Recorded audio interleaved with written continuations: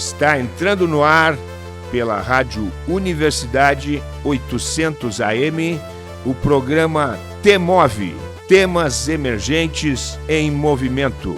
O que te move? Boa noite! Está começando mais um T-Move, Temas Emergentes em Movimento. Eu sou a Maria Aparecida Zolim, pedagoga na Coordenadoria de Tecnologia Educacional e apresentarei o programa de hoje, aqui nos estúdios da Rádio Universidade 800 AM. Excepcionalmente hoje, o programa não contará com a presença do professor Clayton Hillig.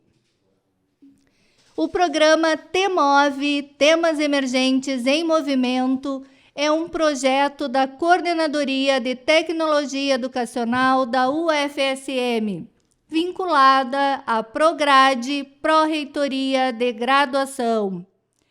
Proporcionamos aqui um espaço de conversas e troca de ideias, através de entrevista com palestrantes dos temas emergentes.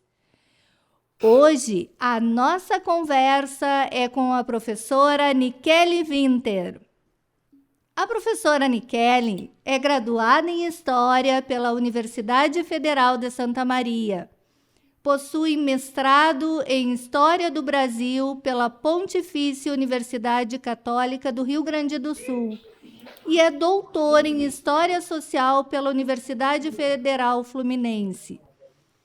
Suas pesquisas de mestrado e doutorado concentram-se em História da Saúde e das Práticas de Cura.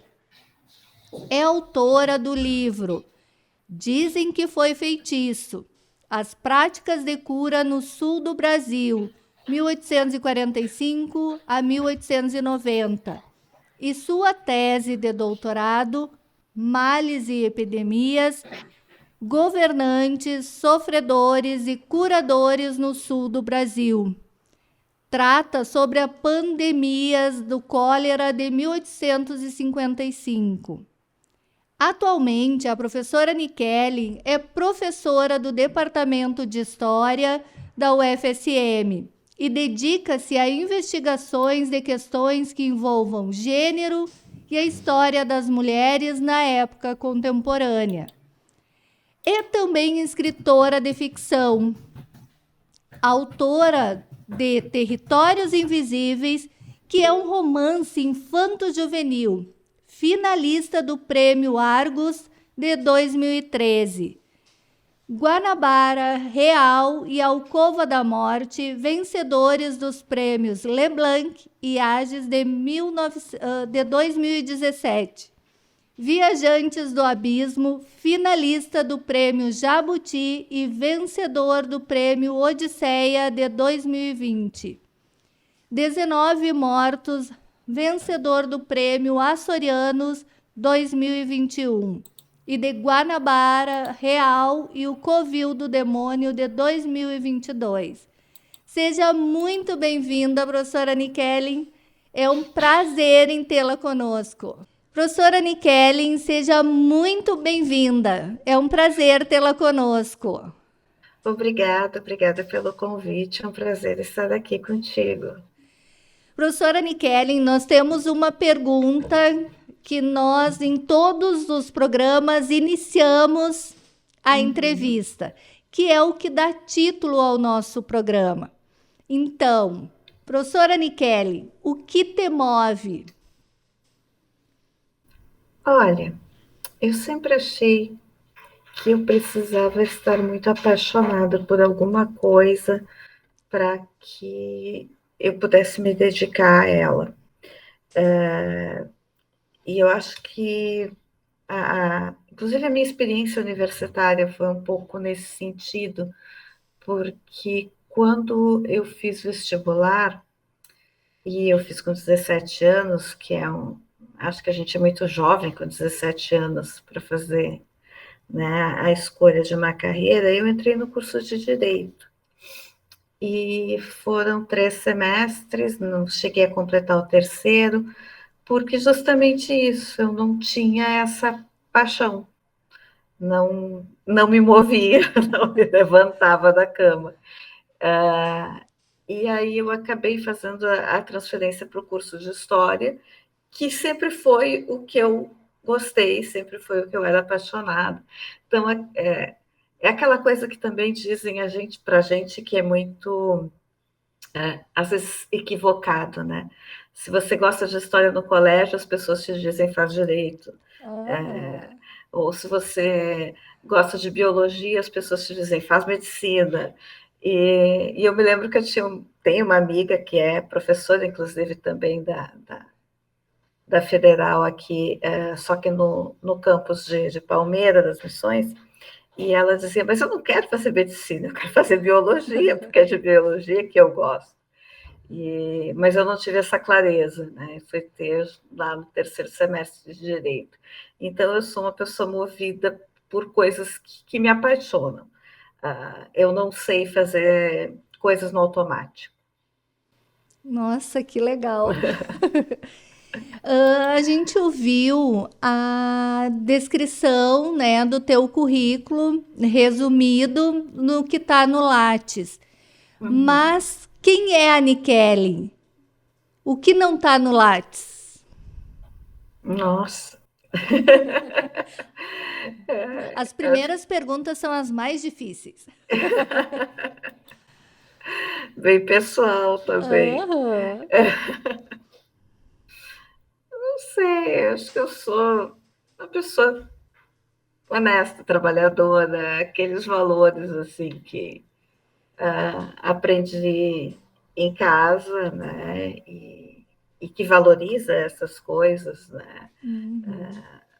Honestidade, capacidade de trabalho, fazer aquilo que a gente se propõe com seriedade, com vontade, com engajamento, não passar por cima de ninguém. Acho que são valores importantes, assim, Uhum. que me definem muito, muito, de forma muito basilar, assim.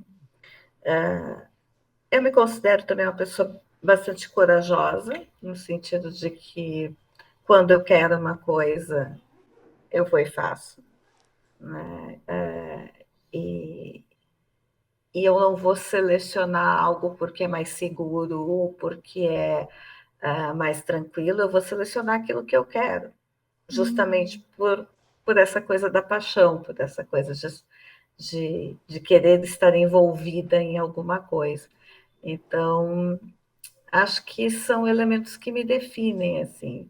E eu sou muito criativa também, eu não tenho. Acho que às vezes que as coisas ficaram mais chatas na minha vida de trabalhadora, assim, foi quando eu não podia estar criando e me colocavam num modelo de trabalho muito quadradinho, muito regular, assim, né? A, a minha ex-coordenadora de curso, quando trabalhava na UFN, ela brincava que eu gostava de inventar moda e que ela gostava de surfar nas modas que eu inventava. Ai, que interessante. Professora Nikelle, nos fale um pouquinho dessa tua trajetória como professora, historiadora e escritora. Pois é, sabe que assim, das coisas que eu comecei a fazer, ser professora era a única coisa que não estava na minha agenda. Era mais forte para mim a coisa da pesquisa e a coisa da escrita literária. Eram elementos que sempre me puxaram de uma forma ou de outra. Mas no Brasil a gente ainda não tem, né, essa possibilidade. Agora tem, na verdade, né? Já existem pessoas que conseguem viver de escrita, mas é um caminho complicado, né? E talvez um caminho até recente, quando talvez esse caminho se delineou, eu já tinha uma carreira também como historiadora. Então, acabou que eu primeiro me dediquei a ter uh, uma profissão que me satisfizesse em termos, né, dessa vontade de pesquisa, de conhecimento, de curiosidade, mas que também tivesse um fim de mês regular. Uhum. Né? E depois comecei a dar voos com a escrita, porque eu sou uma contadora de histórias e eu gosto de contar histórias, elas ficar dentro de mim acabava sendo muito irritante, principalmente para as outras pessoas.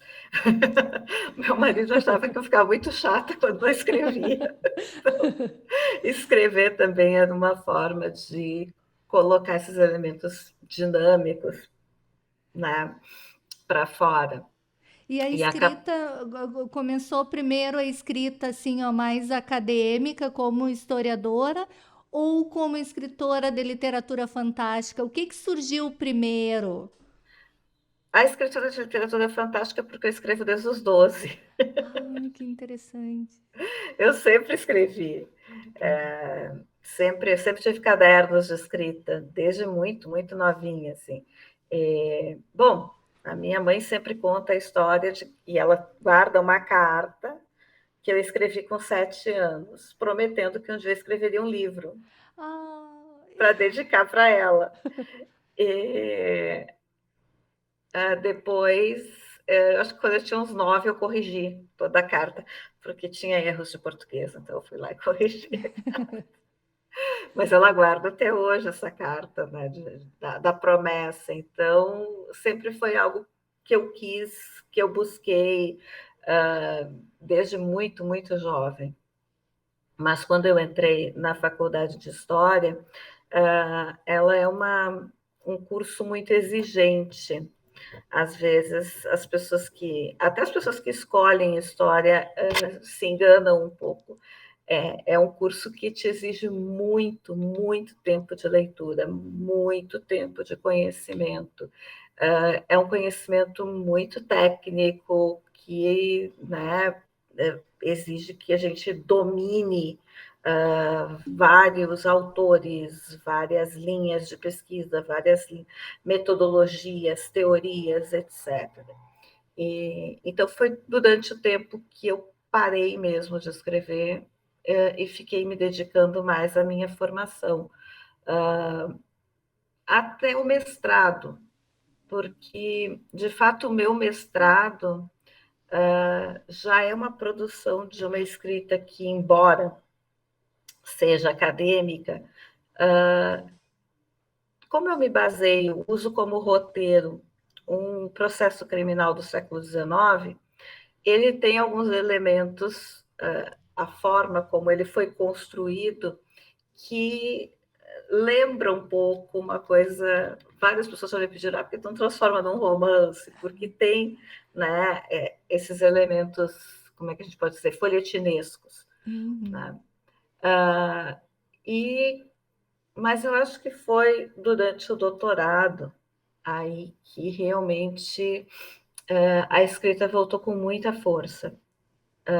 Eu comecei a escrever literatura fantástica para descansar da escrita da história, até porque a minha pesquisa, né, com pandemia e com história da saúde era muito exigente em termos, inclusive emocionais, assim, para trabalhar com doença e doente, né, é uma coisa pesada.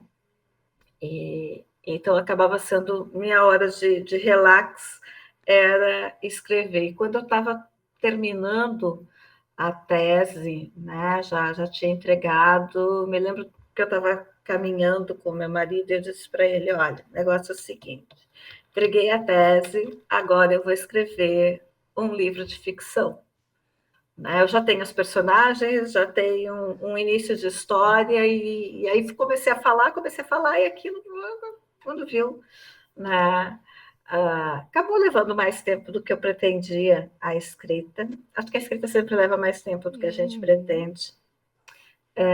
Eu levei 6 anos, mas nesse meio tempo, né, eu tive filho, o bebê foi prematuro, né, uma série de... E aí, quando o Miguel tinha 3 aninhos, 2 para 3 aninhos, aí sim, aí eu lancei o meu primeiro romance. E a partir daí também não parei mais. Ai, que legal. Ahn, Quando tu começa a imaginar uma história, ela já tem assim, ó, início, meio e fim. Eu te pergunto isso porque eu escrevo para o teatro. Então, quando eu começo a Uhum. escrever, eu tenho uma ideia e quando começo a escrever, ela muda totalmente. Eu digo assim, ó, que os personagens ganham vida e vão por um caminho que eu jamais imaginei quando iniciei. E tu, quando começa a escrever, tu já tem delineado essa história ou ela vai se tomando rumos que tu não imaginava no início? Qual é o teu processo criativo? Depende muito, para te falar a verdade, depende muito da história. Tem histórias que já vêm completas, né? Tem histórias que eu tenho uma imagem de início e aí, à medida que eu vou escrevendo, eu vou vendo o que a história vai pedindo, o que a história vai querendo. Mas também acontece muito isso, de você ter uma ideia e quando chega no fim, não é bem assim, né? Você tem... Os personagens ganham uma vida própria, né? Aham. Exatamente, eu tenho essa impressão, assim, ó, que no momento que lança no papel, eles tomam rumos próprios. Sim, verdade. Tem gente que diz que a gente não é psicografa, né? mas, Exatamente. mas é uma coisa por aí, assim. Você estava falando na tua tese, né, da tua pesquisa sobre a pandemia. Estamos, né, ainda num processo pandêmico. Tu analisando essas duas pandemias, né, a que tu pesquisaste, que é de 1855, e a de hoje, a que nós tivemos do Covid, Uhum. tu percebe avanços ou retrocessos? Tem como comparar? Eu cheguei a fazer algumas falas comparando e saiu um artigo também num evento, na sequência de um evento que teve na Unicinos, quando ainda tinha PPGH na Unicinos.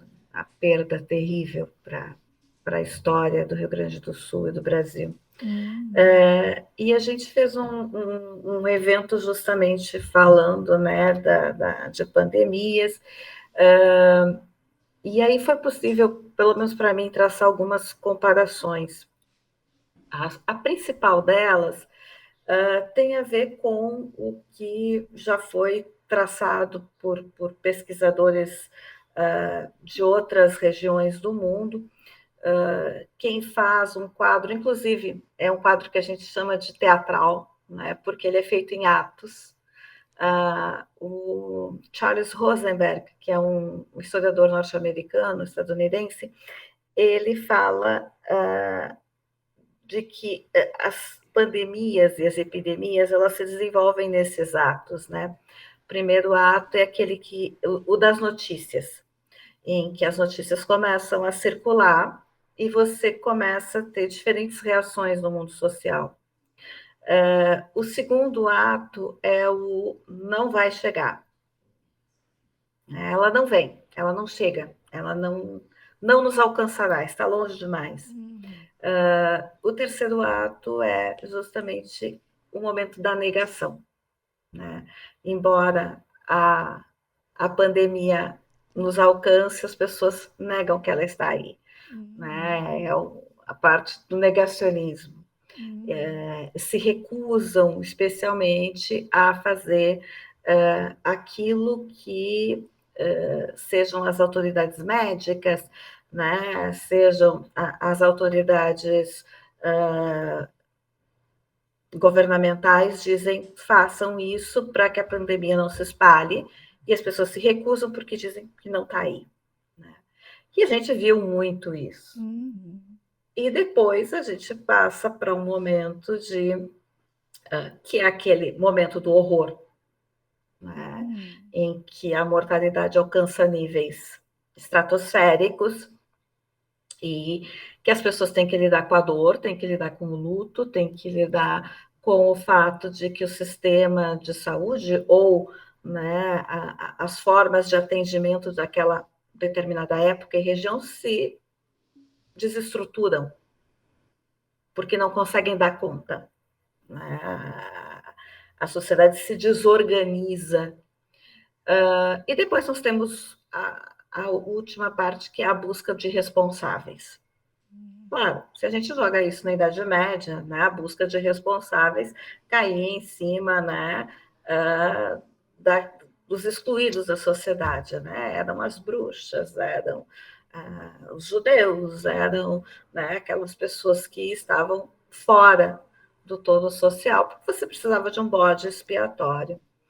Mas a gente ainda vê esses elementos, embora sim, né, nós tenhamos avanços científicos o suficiente para termos uma narrativa científica a respeito da doença e que nos permitiu, por exemplo, colocar toda como é que a gente pode dizer, mas toda a inteligência pesquisadora do planeta a trabalhar para uma vacina. Eu acho muito engraçado hoje, porque às vezes as pessoas dizem assim, onde já se viu? Nunca vi sair uma vacina em um ano. Nunca o planeta inteiro trabalhou para uma vacina. E não partiram do zero, né? Eles partiram já de muitos anos de pesquisas. De pesquisas, de possibilidades e, assim, com testes no mundo todo. Se testou na universidade, no USM, né? O nosso hospital fez testes, participou das pesquisas, assim, foi o mundo inteiro. Não foi uma coisa que saiu do nada, né? Do zero para uma vacina em um ano. É um desconhecimento muito grande de como funciona a ciência e de como funciona a pesquisa, porque tanto a ciência quanto a pesquisa são acumulativas, né? E é justamente por essa acumulação que a gente consegue. Então, assim, o problema, vejo, né, eu como alguém que pesquisou algo que ocorreu há 150 anos atrás, é que a ciência andou muito, mas a gente, como humanidade, não andou tanto assim.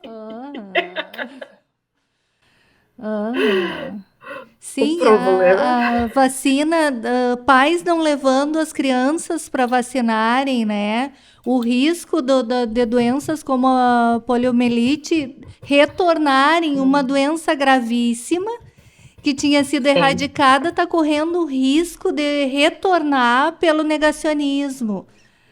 Então, inacreditável. O sarampo, né? Os Estados Unidos, que é um país em que avançou muito a ideia antivacínica, está sofrendo com o retorno dessas doenças que eram para já ter sido vencidas, eliminadas, né? Se as pessoas... eu sempre dizia em aula, né, que...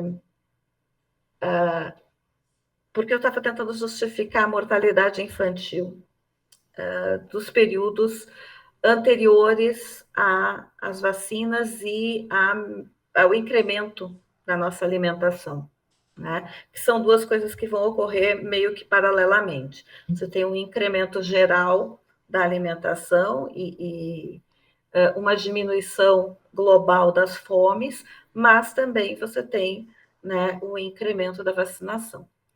E eu estava justificando isso em sala de aula, por quê? Porque a mortalidade até final do século XVIII, isso eu estou falando da Europa, era uma coisa absurda, assim, se falava, né? Claro que as estatísticas são muito díspares, né? Mas alguns autores chegavam a falar de se chegar 2 crianças à fase adulta de 10 nascidos. Nossa. Tá? Então, era um troço muito... E aí eu me lembro que eu costumava justificar isso em aula e dizer assim, para os meus alunos e alunas que eram pais ou mães, eu dizia, vocês vejam quantas vacinas a gente precisa dar até os 2 anos, né? Que é quando começa o sistema imunológico da criança está realmente pronto, para que os nossos filhos cheguem à fase adulta. E na época eles concordavam comigo.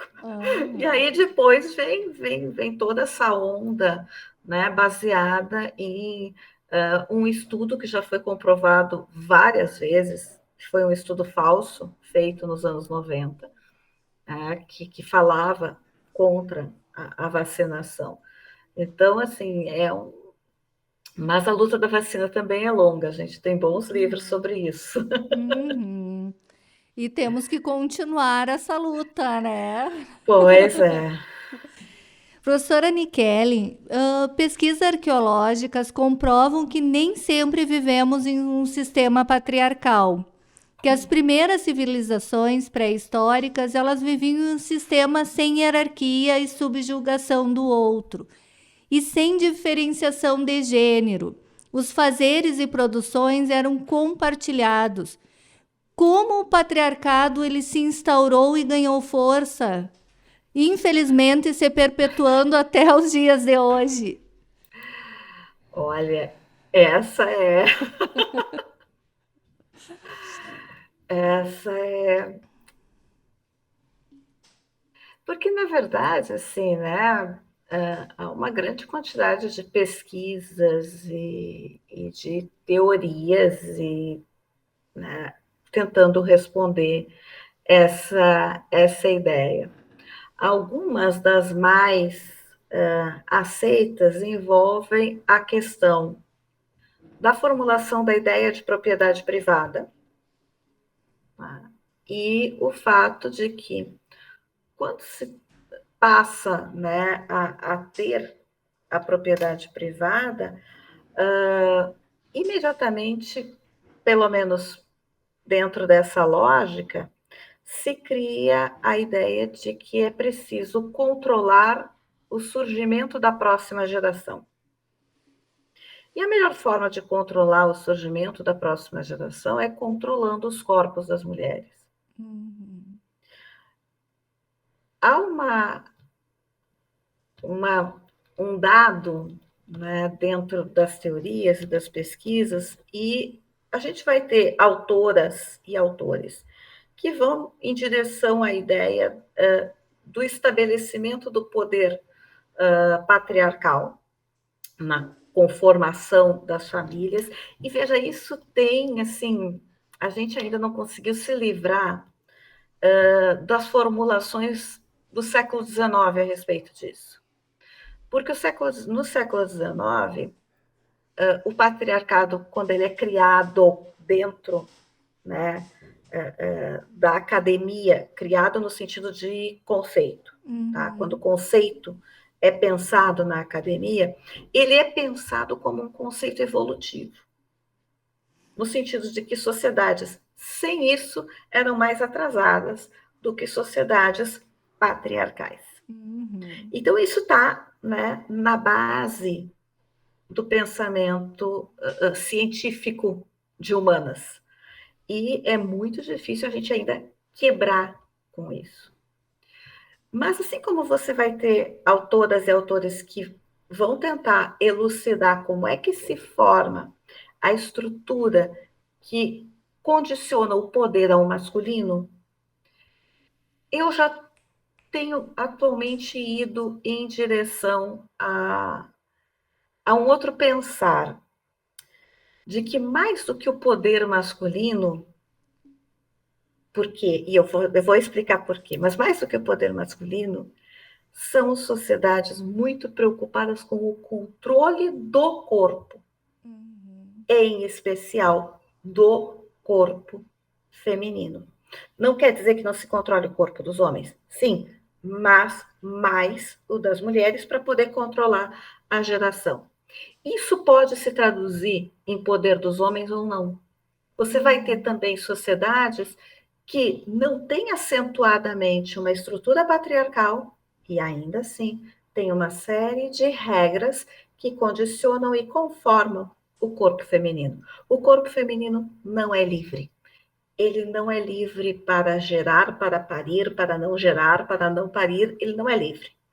Né? E a gente tem que rabiscar para achar uma sociedade em que esse controle não existe, em que haja uma certa liberdade em relação a isso. Então, é uma resposta bem complexa e que você vai ter várias linhas. Mas eu tenho me focado mais em pensar que o controle feminino é superior, o controle do feminino é mais forte do que a construção do poder conectado ao masculino. Nossa, esse primeiro bloco passou voando. Nós vamos ter que chamar um intervalo e logo retornamos.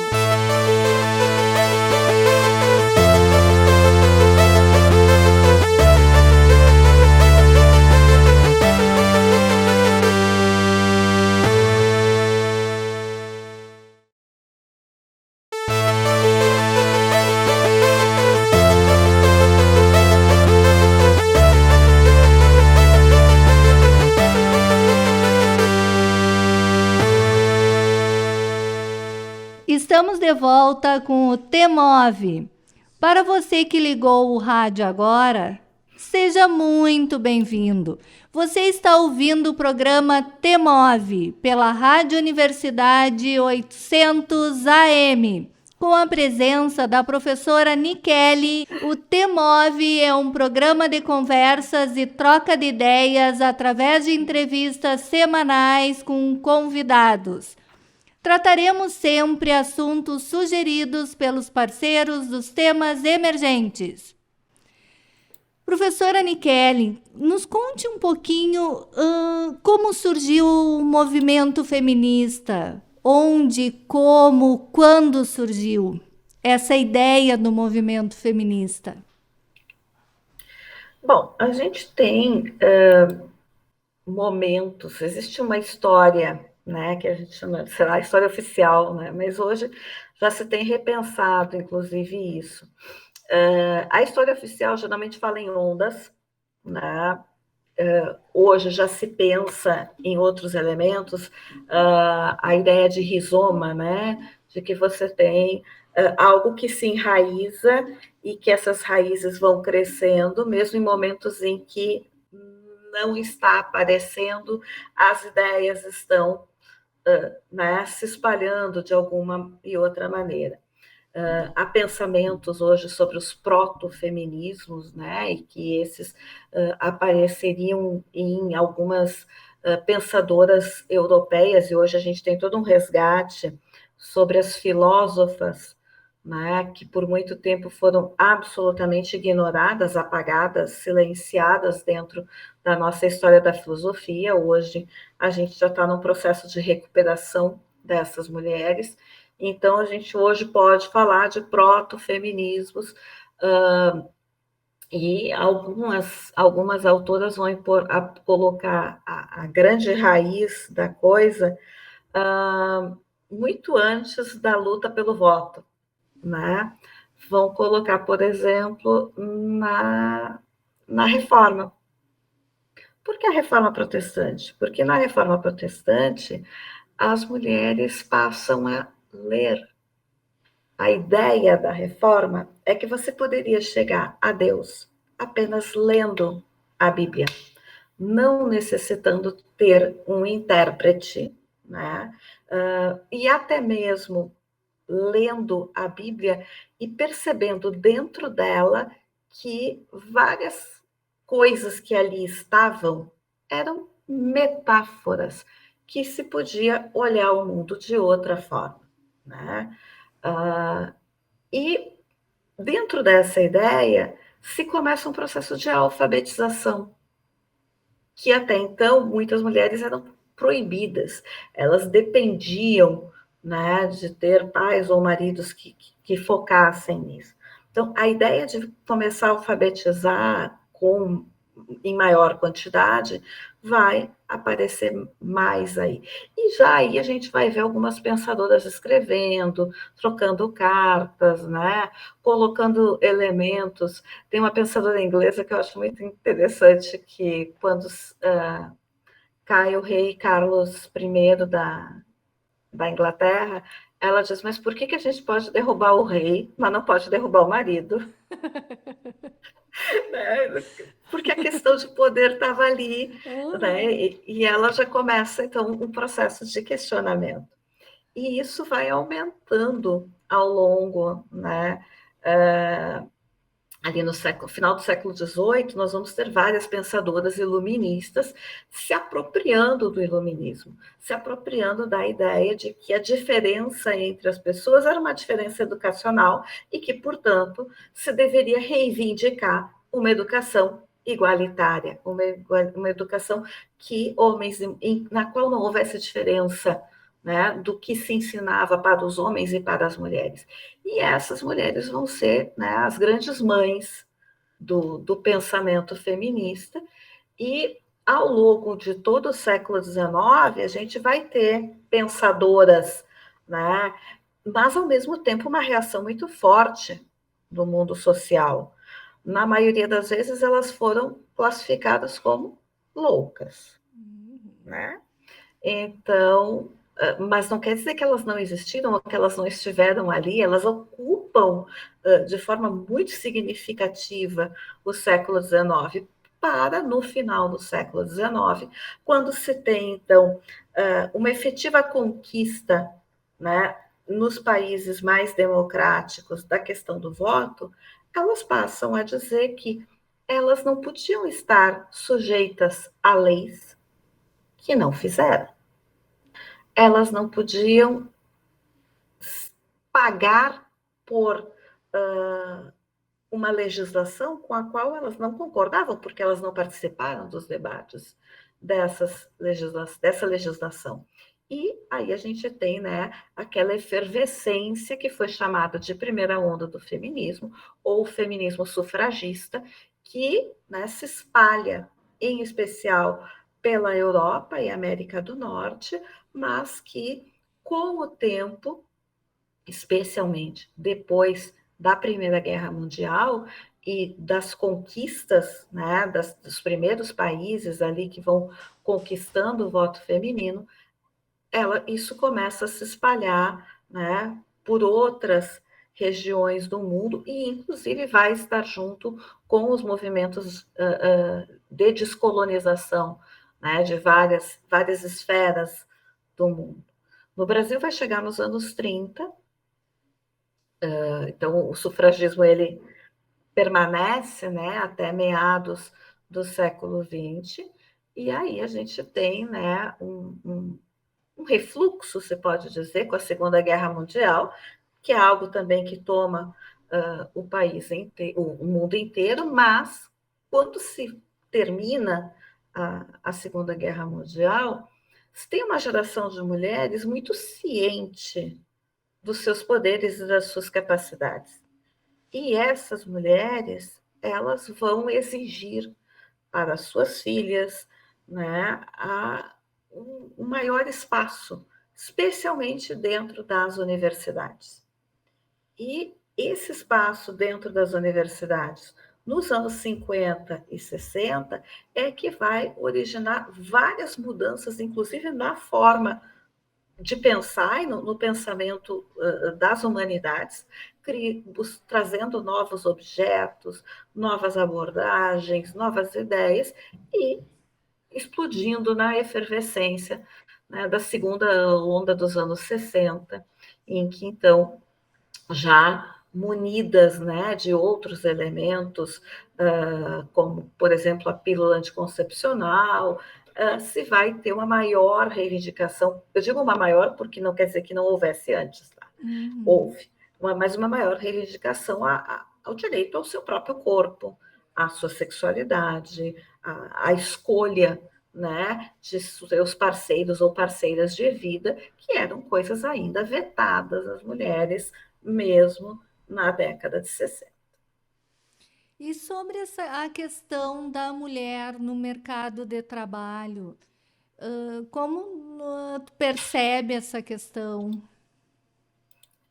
Existe um pensamento, né, bem, muitas vezes equivocados, e eu já repeti isso, né, de dizer que as reivindicações, por exemplo, das sufragistas iam em direção a poder entrar no mercado de trabalho. Isso é uma falácia. Em primeiro lugar, porque as mulheres nunca estiveram fora do mercado de trabalho, Uhum, né? Especialmente as mulheres pobres.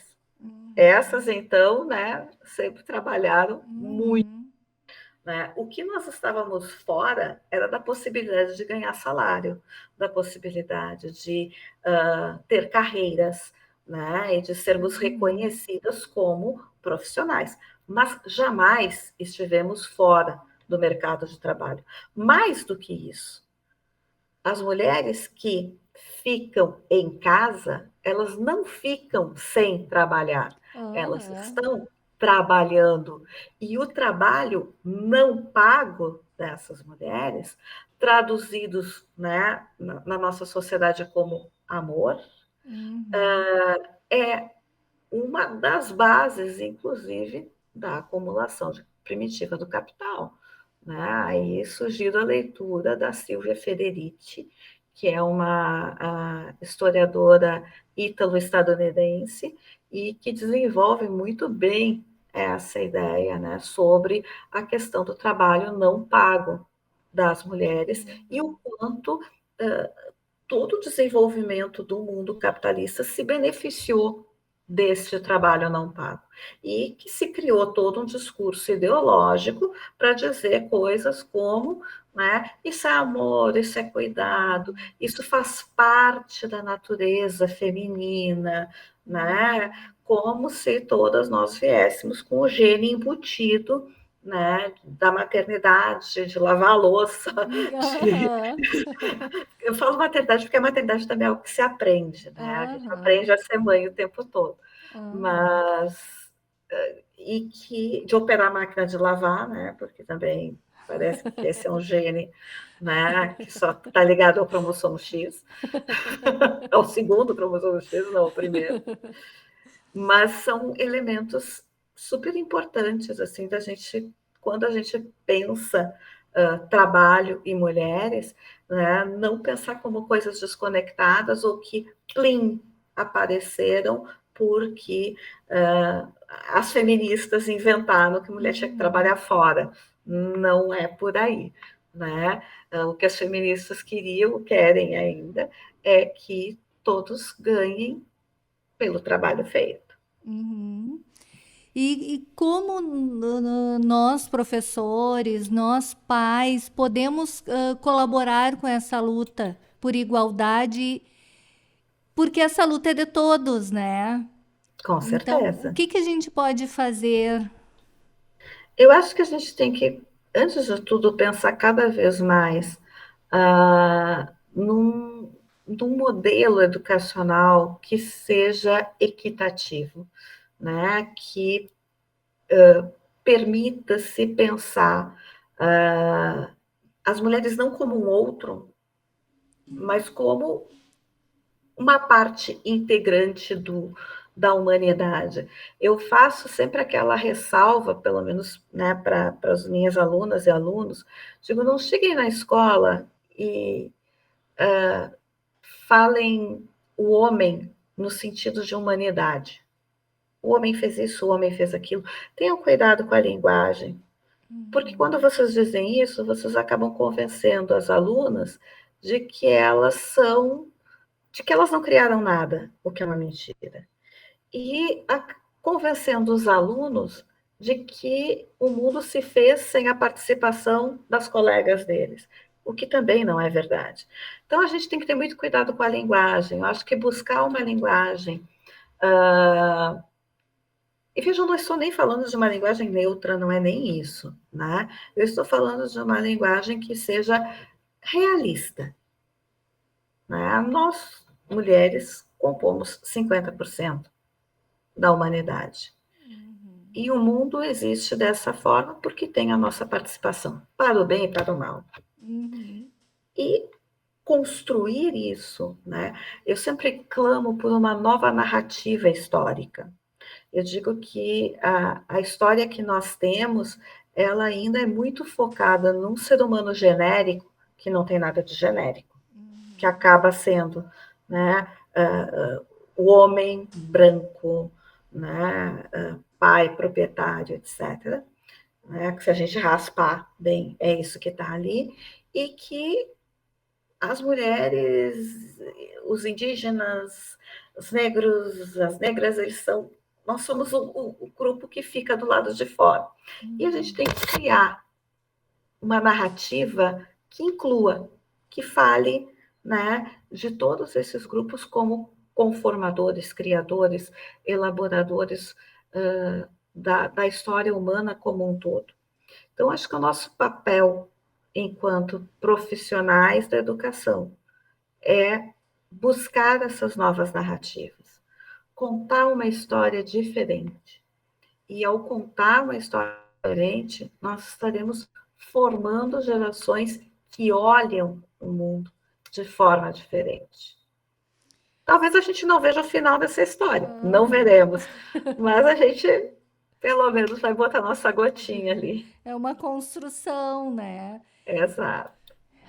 Existe tanta polêmica nessa questão do usar os termos de gênero neutro, mas eles colaboram para essa questão da igualdade. Colaboram? O que tu pensa sobre isso? Né? A questão do todes, em vez do a ou do o e, isso colabora porque existe tanta polêmica nessa. É uma polêmica grande. Aham.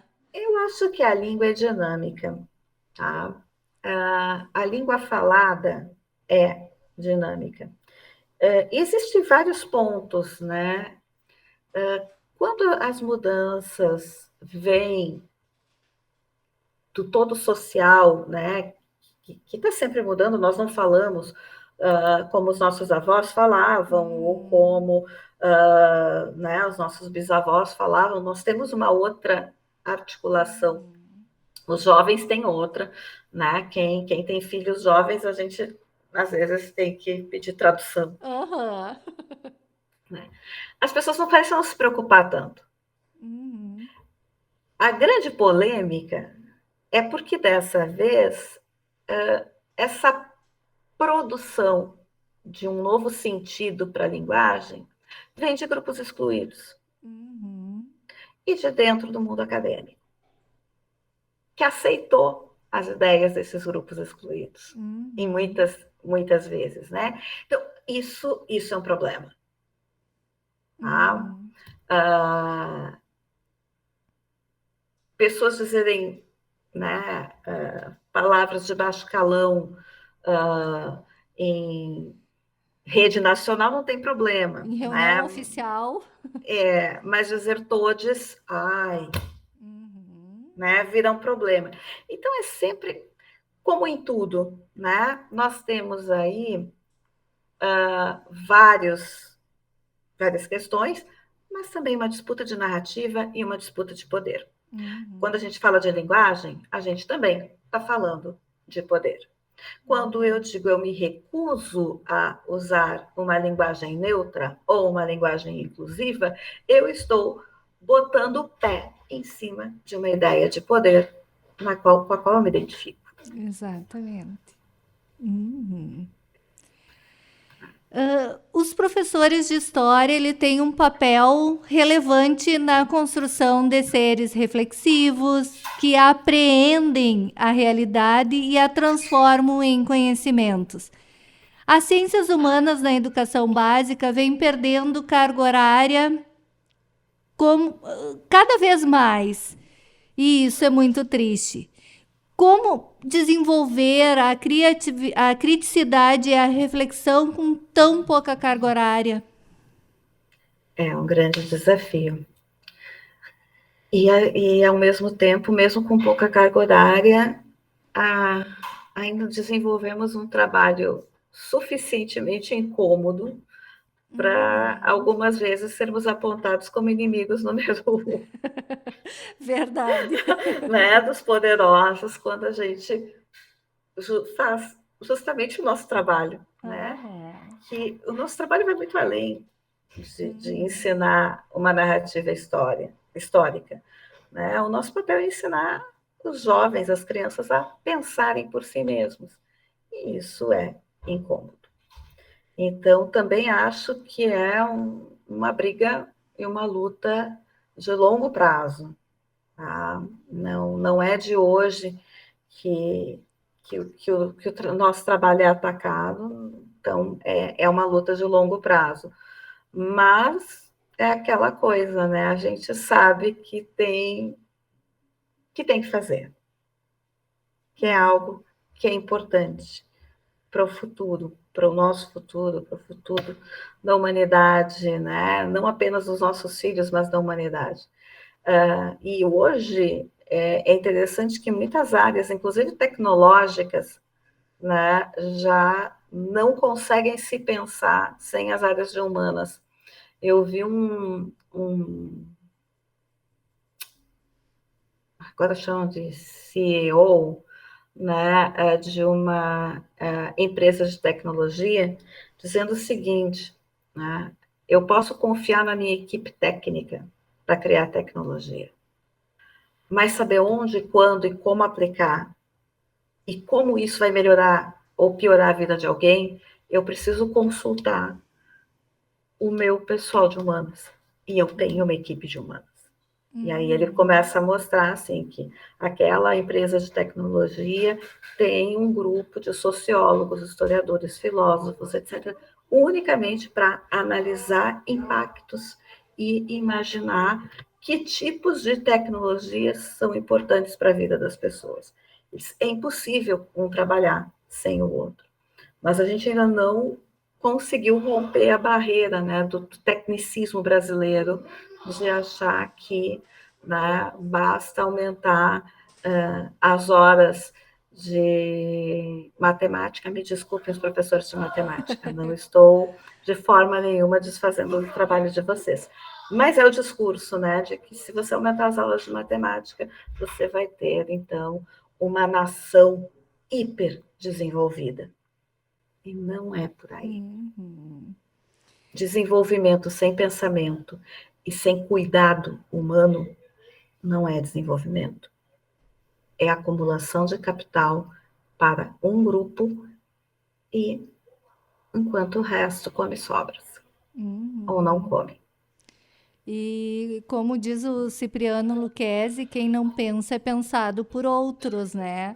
Daí dá Exato. para a gente entender o porquê que vem uma mensagem lá no WhatsApp do primo, do vizinho, do cunhado, dizendo, né, às vezes absurdos, como esse das vacinas, né? Questionando a questão das vacinas e as pessoas acreditam. Então daí dá para entender, né? Professora Nichele, eu tenho 22 anos na educação básica, né? E eu ouvi, assim, duas disciplinas que sofriam maior preconceito. A matemática, que era muito difícil, e a história, que era muito chata.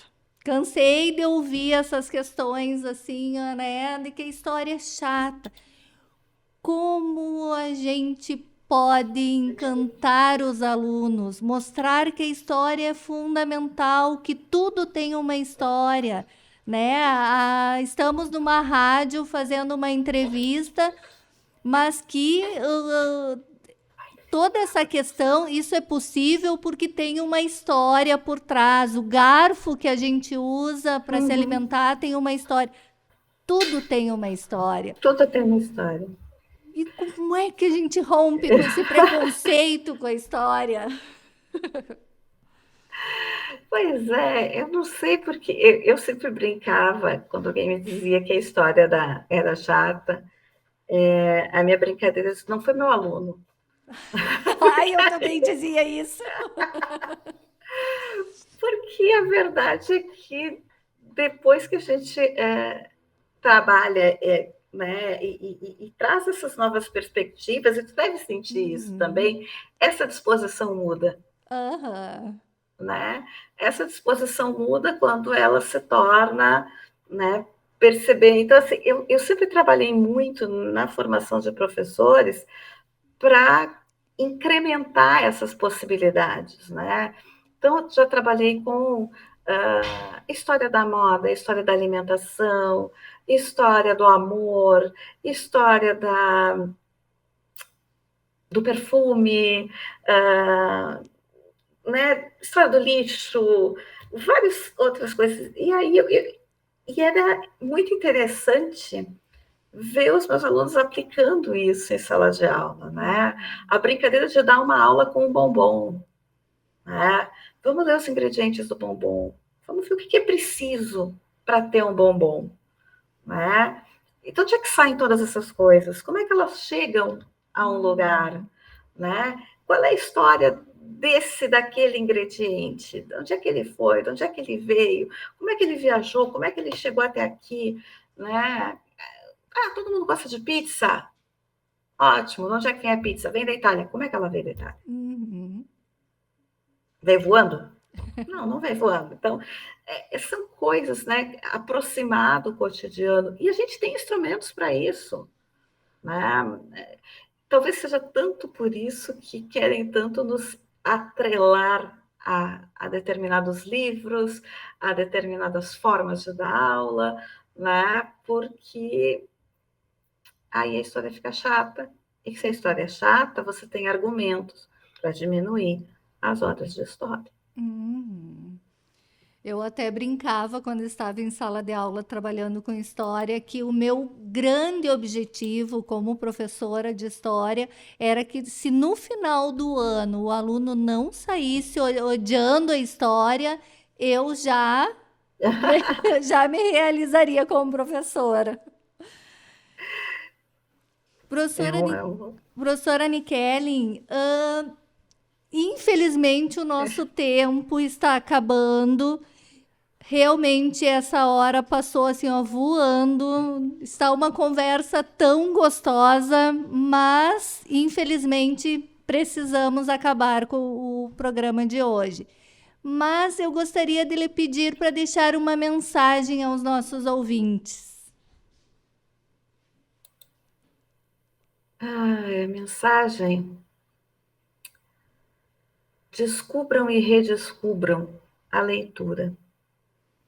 A leitura nos forma, nos informa, mas leiam coisas boas, bem referenciadas, né? Com olhares diferentes, e se arrisquem a olhar o mundo através desses olhos diferentes. Que lindo! Professora Nikellen, quero te agradecer assim, ó, pela infinidade de conhecimento que a senhora nos transmitiu nessa uma hora. Realmente foi assim, ó, um programa muito legal, de muito aprendizado. Te agradeço. Eu que agradeço o convite, querida, foi um prazer.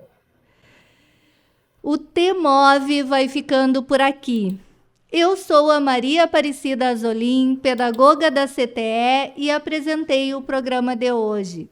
O nosso programa conta com a produção da comunicadora social Luísa Peixoto e da diretora da CTE, Lisiane Miller.